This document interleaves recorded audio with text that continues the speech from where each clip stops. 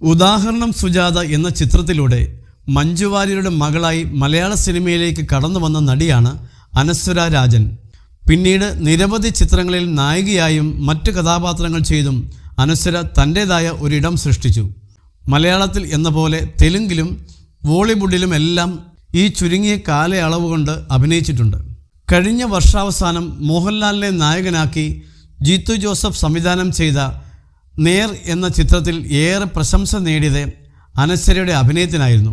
ജയറാം പ്രധാന കഥാപാത്രത്തിലെത്തി Mithun manual Thomas സംവിധാനം ചെയ്ത അബ്രഹാം ഓസ്ലറിലും അനശ്വര ശ്രദ്ധേയമായ പ്രകടനം കാഴ്ചവെച്ചിട്ടുണ്ട്.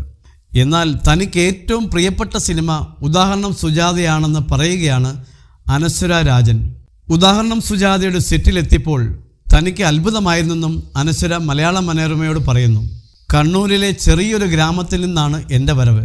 ഉദാഹരണം സുജാതയുടെ സെറ്റിലെത്തിയപ്പോൾ എനിക്ക് അത്ഭുതമായിരുന്നു. ഇന്നും എൻ്റെ പ്രിയപ്പെട്ട സിനിമ അതുതന്നെയാണ് അനശ്വര പറഞ്ഞു.